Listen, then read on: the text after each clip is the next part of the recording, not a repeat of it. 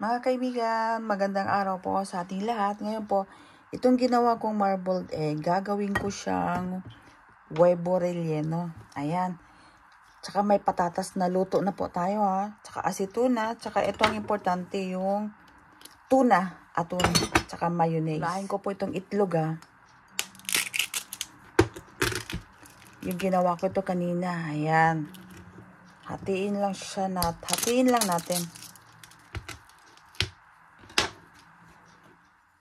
Tanggalan lang po na itong yelo. Kasi sayang naman kung itong ginawa kong marbled egg, hindi ko siya. Yan. Yan, ganito lang guys, oh. Ganito lang siya pagtanggal natin. Ang dali-dali lang. Oh, di ba? Ayan na siya. Wow. Oh, yan, tingnan nyo. Oh, yan, ang linis-linis. Yan, isa pa. Ang dali-dali lang. Para hindi masayang yung itlog. Ayan. Super dali. Ang linis. Optional lang po itong patatas. Pwedeng walang patatas ha. Ano lang. Mayonnaise, aton. Tsaka itlog. Optional lang ito. Pero gusto ko may patatas eh. Masarap. Ganito na lang natin sa kutsilyo ba. Durog-durogin lang.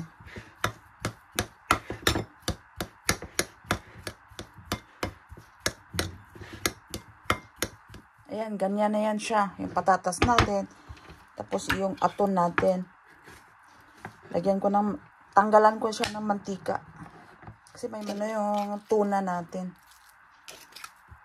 Ganito ang tuna dito. Natural.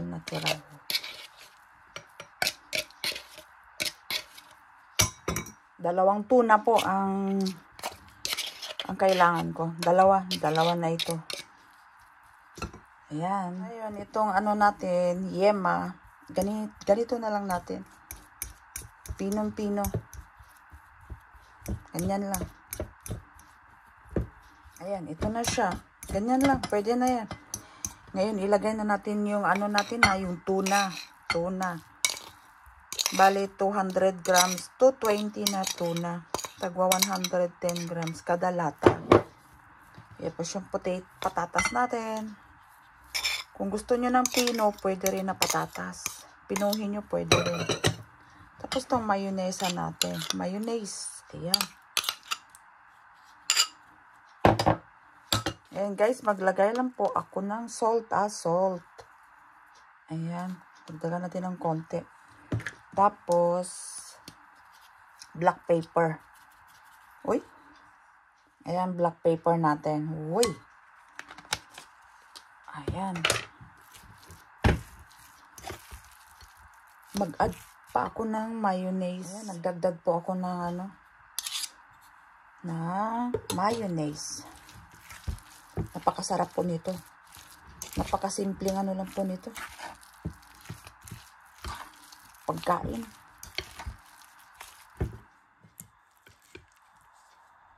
Ganyan lang guys ang maglagay oh. Oh, di ba?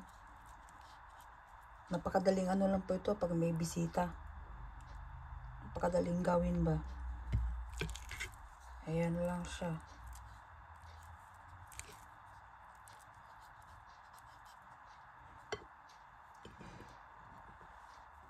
Ayan.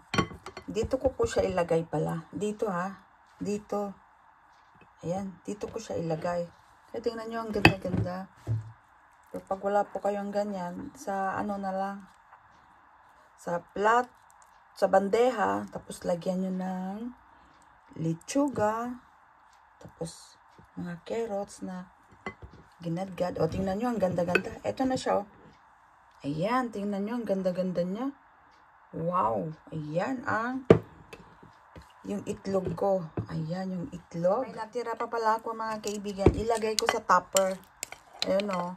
Dami ko nagawa. 16. Ayan siya. Maglagay lang po ako yun ng mayonnaise ha. Ganito lang siya o. Ginanyan ko lang siya. Ayan. Ganyan lang. Tapos ketchup yung red.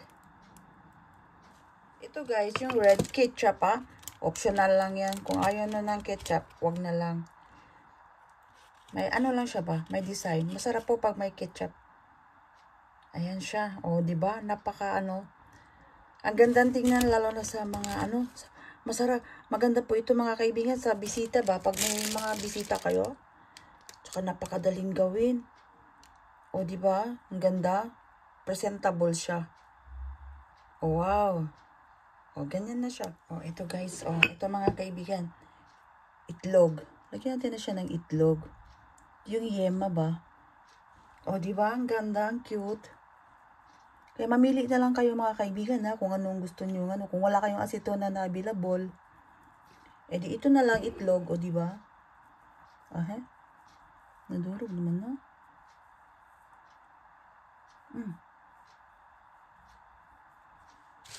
Sayang.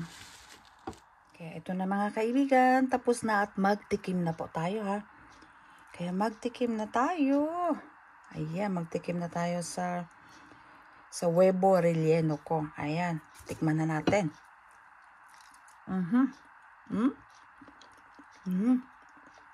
Grabe. Gusto ko ng acetona. Masarap talaga.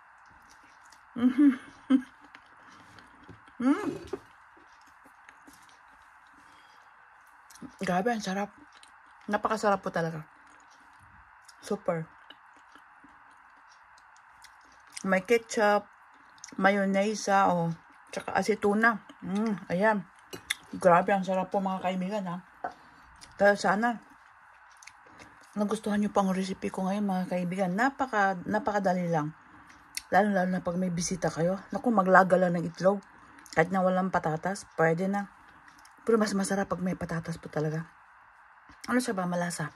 Kaya maraming salamat po mga kaibigan sa panonood nyo po sa recipe ko ngayon huevo relleno or egg stuff or devil eggs. Kaya maraming salamat po. God bless po sa ating lahat at enjoy cooking lang po tayo mga kaibigan. Bye-bye!